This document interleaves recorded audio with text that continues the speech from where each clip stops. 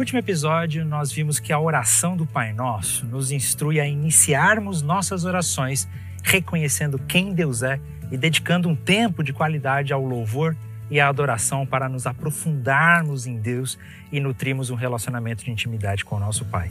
Logo na sequência da oração, Jesus nos ensina a pedir para que o reino de Deus venha sobre nossas vidas e sobre o nosso mundo.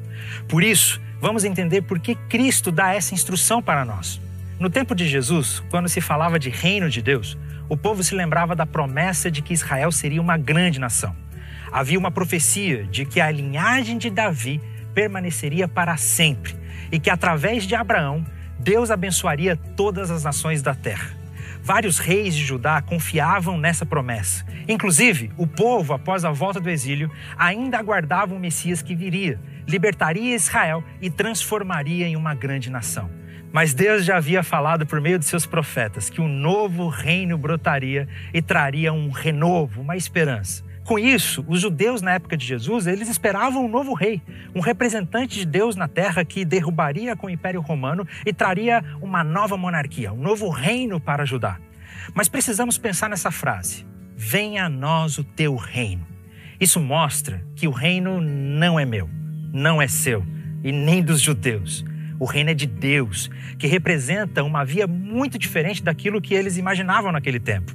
Em Isaías 55, o profeta diz que os pensamentos, os caminhos do Senhor são mais altos, mais elevados do que o nosso. Ainda assim, esse rei se fez homem e nos ajudou a entender um pouco do funcionamento deste reino, que nos diz respeito ao governo de Deus, à vontade dele estabelecida na terra. O problema é que por causa do nosso pecado, na prática, nós não desejamos o reino de Deus. Afinal, nós estamos em um mundo caído, cheio de pecado, de reinos perversos, de homens e mulheres que falam do seu próprio reino a partir de suas próprias expectativas e de suas próprias verdades. Em um mundo onde as pessoas bradam meu corpo, minhas regras, Jesus nos ensina a clamar: venha o teu reino. Ainda assim, graças à soberania do Pai, ele reina hoje. Não existe um só centímetro quadrado do universo que Deus não clame é meu, que ele não seja Senhor. Mas como a luz não existe para quem se recusa a abrir os olhos, e assim também é possível rejeitar o governo de Deus. Essa é a causa de todos os nossos problemas. Uma vez que fomos criados para servir a Deus e colocamos outras coisas em seu lugar, o resultado é todo tipo de problema espiritual, psicológico, cultural e até mesmo material. Sendo assim, nós precisamos que o seu reino venha. Isso significa rogar a Deus para que estenda o seu poder real sobre cada área da nossa vida. Sejam nossas emoções, os nossos desejos, os nossos pensamentos e até mesmo os nossos compromissos. Precisamos pedir a Deus que governe completamente sobre nós, a ponto de desejarmos o seu governo completamente e obedecê-lo de todo o coração, leveza, prazer e alegria. Clamar pelo reino de Deus também possui uma dimensão exterior e futura. Nos dias atuais, o reino de Deus na terra é apenas parcial. A sua plenitude é inimaginável. Todo sofrimento, injustiça, pobreza e morte um dia acabarão, cessarão.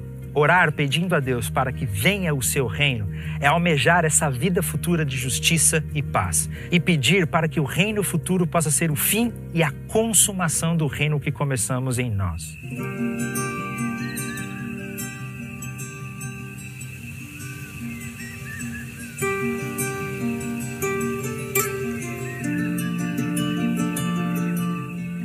Seja feita a sua vontade.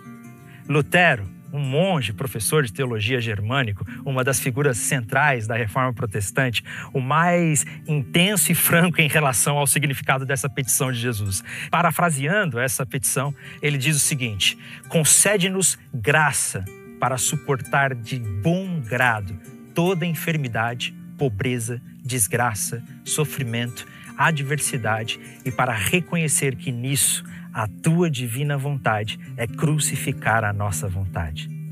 A menos que nós estejamos profundamente certos de que Deus é o nosso Pai, jamais seremos capazes de dizer: seja feita a sua vontade. Só conseguiremos pedir graça para suportar os nossos problemas com paciência se nós confiarmos em Deus como Pai. Pode acontecer de questionarmos a confiança em Deus. Caso isso ocorra, temos a resposta no trecho da oração que o próprio Jesus orou lá no Jardim de Getsêmani. Sob circunstâncias muito mais desafiadoras, muito mais devastadoras do que qualquer um de nós jamais imaginaríamos enfrentar, ele submeteu a vontade ao Pai em vez de seguir os próprios desejos. Isso nos salvou. Por isso, nós podemos confiar nele. Jesus não está nos pedindo para fazermos por ele algo que ele próprio já não tenha feito por nós, sofrendo dificuldades que estão além da nossa compreensão. Martinho Lutero ele fala sobre isso e Agostinho também, que sem essa confiança em Deus, nós tentaremos tomar-lhe o lugar e buscar vingança contra aqueles que nos fizeram mal. Somente estaremos protegidos dos vícios horríveis do atentado à reputação, da calúnia, da difamação que condenam os outros. Se aprendemos a nos entregar a Deus, se não pudermos dizer a Deus, seja feita a sua vontade do fundo do nosso coração, jamais teremos paz. Seremos tentados a controlar as pessoas, a controlar o ambiente que nos cerca, a fazer as coisas do jeito que acreditamos que elas devam ser feitas. Contudo, controlar a vida, sim, é algo que está acima da nossa capacidade. João Calvino diz que orar pedindo a Deus seja feita a sua vontade é submeter não só a nossa vontade a Deus, mas até mesmo os nossos sentimentos, de modo a não ficarmos desanimados, amargurados, nem endurecidos pelas coisas que abatem sobre nós. O início da oração tem a ver com Deus. Não devemos deixar que nossas próprias necessidades e problemas dominem a oração. Antes de qualquer coisa, nós precisamos adorá-lo, como nós já vimos, honrá-lo e buscar contemplar a sua grandeza a partir de um ambiente de adoração. Assim, nós conseguiremos aspirar em pleno amor e obediência à sua vontade.